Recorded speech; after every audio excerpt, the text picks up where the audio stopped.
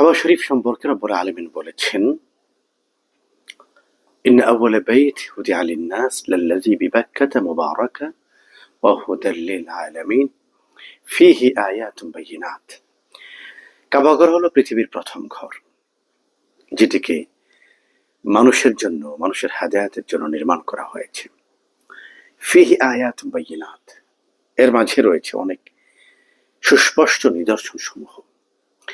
এর মধ্যে মাকাম ইব্রাহিমের কথা এসেছে কোরআনুল কারীমে। কাবা শরীফের আরেকটি অনন্য, বরকতময় এবং সুস্পষ্ট নিদর্শন হলো হিজর, যাকে আমরা হাতিমও বলে থাকি। কাবা শরীফের 4টি কোণ। প্রথম কোণটি হলো হাজারুল আসওয়াদ, দ্বিতীয় কোণটি রুকনে ইরাকি, তৃতীয় কোণটি রুকনে শামি এবং চতুর্থ কোণটি রুকনে ইয়ামানি।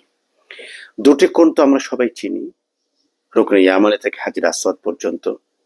হাজার আসওয়াদ থেকে আমাদের তাওয়াফ শুরু হয় বিসমিল্লাহি আল্লাহু আকবার ওয়ালিল্লাহিল হামদ ওয়াসসালাতু ওয়াসসালামু আলা রাসূলিল্লাহ বলার মাধ্যমে, এবং আবার ঘুরে যখন রুকনে ইয়ামানিতে আসি তাওয়াফকালীন সময়ে, তখন রুকনে ইয়ামানি থেকে হাজার আসওয়াদ পর্যন্ত রব্বানা আতিনা ফিদ দুনিয়া হাসানা ওয়া ফিল আখিরাতি হাসানা ওয়া কিনা আযাবান্নার, এই দোয়াটি আমরা পড়ি।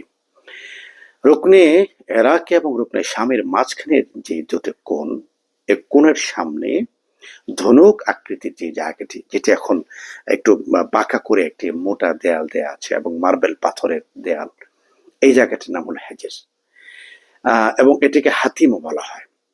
গুরুত্বপূর্ণ তথ্য হলো, এটি একসময় কাবা ঘরের মধ্যে অন্তর্ভুক্ত ছিল।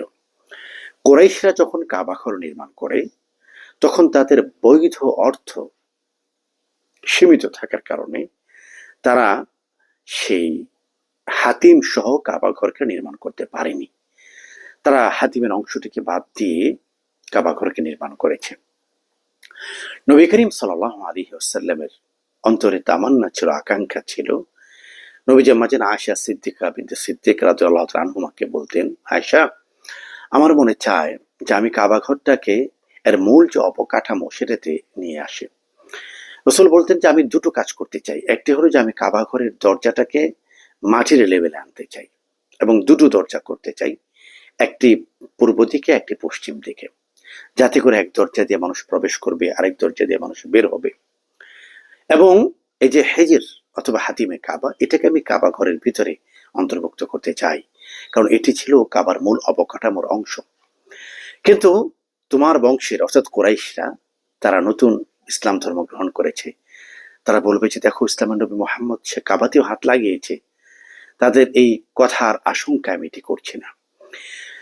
রাসূল করিম সাল্লাল্লাহু আলাইহি ওয়াসাল্লামের এই হৃদয়ের কথাটি আম্মাজান আয়েশা সিদ্দিকা রাদিয়াল্লাহু তাআলা আনহার মাধ্যমে তার কাছ থেকে জেনেছিলেন।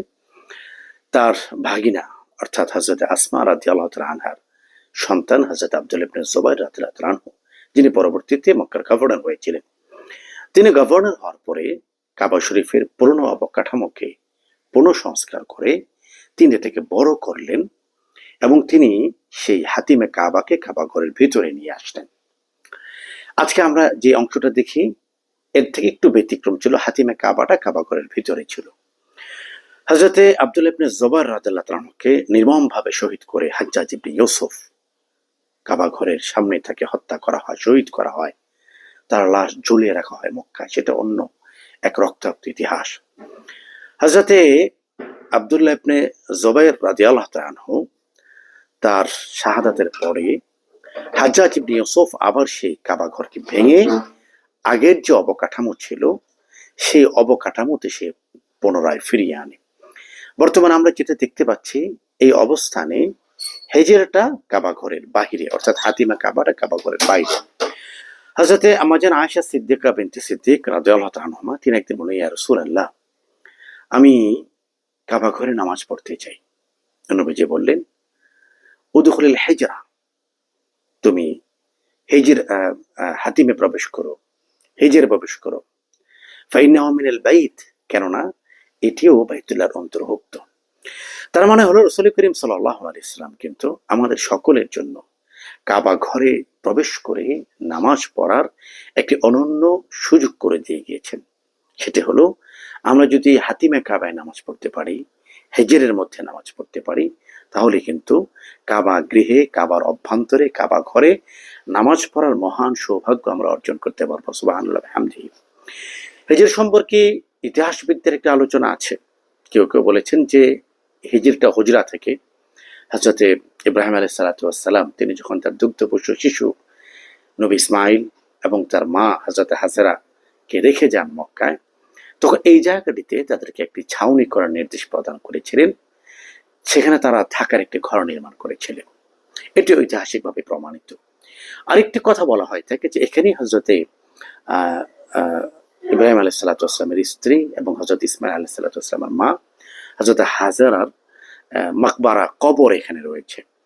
তবে ঐতিহাসিকদের একটি বড় অংশের ভাষ্যমতে এই তথ্যটি সঠিক নয়। কারণ যদি এর নিচে খবর থাকতো, তাহলে কাবা ঘর এতবার নির্মাণ পুনর্নির্মাণের মধ্যে নিশ্চয়ই কোনো না কোনো ভাবে সেখানে এটি অবগত হওয়া যেত, জানা যেত যে নিচে কোনো কবর আছে, কিন্তু এমনটি ইতিহাসে পাওয়া যায় না।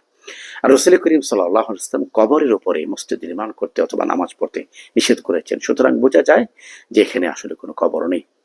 রাসূল করিম সাল্লাল্লাহু আলাইহি ওয়াসাল্লাম সেই হাদিসটি যদি আমরা মনে করি যে যারা হাতিমে কাবায় নামাজ পড়বে তারা যেন কাবার অভ্যন্তরে নামাজ পড়লো, এই সুযোগটি কতই না আনন্দের, কতই না সৌভাগ্যের।